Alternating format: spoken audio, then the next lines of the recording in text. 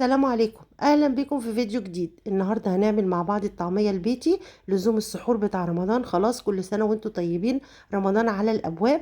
هنعمل مع بعض الطعميه، واحنا عملنا الزبادي تقدروا تخشوا على القناه وتشوفوا الزبادي. وكمان هنعمل مع بعض الفول. زي ما انت شايفه الطعميه شكلها يشرح القلب، وبطريقه سهله جدا، بمكونات كلها من البيت ونضيفه وزي الفل. لو اول مره تشوفيني ما تنسيش تشتركي في القناه وتحطي لايك للفيديو. يلا نسمي الله ونشوف الطريقه والمقادير.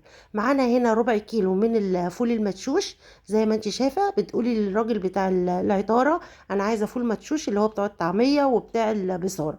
وهتجيبي كده حزمه كرات، تاخدي منها كده عودين ثلاثه، على بصلايه خضراء، وتاخدي العيدان بتاعتها بتاعه البصل. وعندك هنا يا ستي معلقه صغيره من الكزبره الناشفه المطحونه، ومعلقه صغيره من الكمون، ومعلقه صغيره من الملح. وعندنا هنا قرن فلفل، واربع خمس فصوص من الثوم.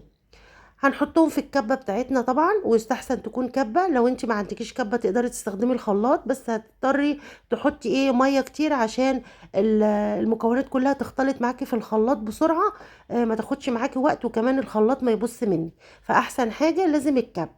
خلاص كده انا حطيت كل المكونات مع بعض، وهبتدي بقى احس كده لما ان هي محتاجه شويه ميه علشان تمشي كده معايا في الكبه. هبتدي ازود شويه شويه. طبعا الميه مش هنحط كتير، لان انت لو زودتي ميه الميه هتخليها تبقى تفصل منك، وما تبقاش ماسكه نفسها، وانتي بتحمريها في الطاسه تبتدي تبعد عن بعضها، وتبقى مفرفته كده، ما تبقاش ماسكه نفسها.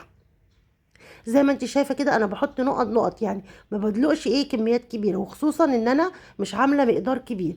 طبعا زي ما انت عارفه المقادير اللي انا حطيتها، لو انت عايزه هتكتري الكميه عن كده هتضاعفي الكميه اللي انا حطها قدامك في الفيديو. خلاص كده بعد ما بدات اضرب شويه كده، وبدات احس ان هي فاضل لها حبه صغيرين خلاص وتخلص. هبتدي اضيف ربع معلقه صغيره من الكربوناتو، علشان خاطر تدينا نفشه كده في الطعميه، وتبقى هشه كده وجميل.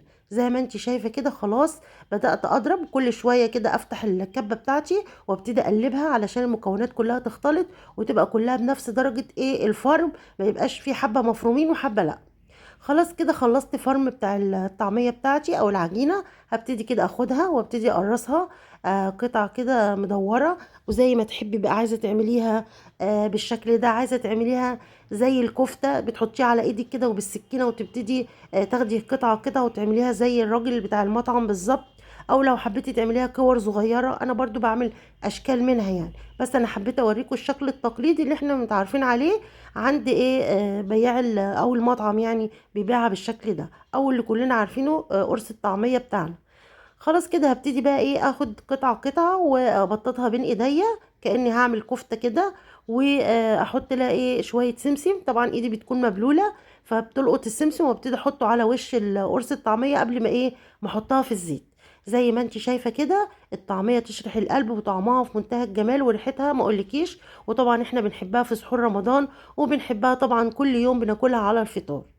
عايزه اقولك بقى، لو انت وصلتي للفيديو معايا لحد هنا والفيديو عجبك، ما تنسيش بقى تشتركي في القناه وتحطي لي لايك للفيديو وتساعديني، علشان انا دي تاني قناه ليا. انا عملت قناه قبل كده والقناه ما اتفعلتش لان اتاخرت، وبدا يخصموا مني الساعات. فلو انت عجبك الفيديو ما تنسيش تدعميني وتحطي لي لايك للفيديو وتشتركي في القناه لو انت مش مشتركه. يبقى كتر خيرك لو حطيتي لي لايك حلو من ايديكي.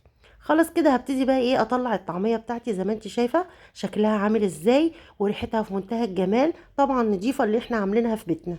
تبتدي بقى تقدميها زي ما انت شايفه، وتحطي بقى معاها طرنشات الطماطم والفلفل والبصل، وعودين كده من الجرجير، وتاكليهم بالف هنا وشفا يا رب على قلبك. وان شاء الله كل فيديوهاتي تعجبك، وانتظري ان شاء الله هعمل لك يا ستي الفول.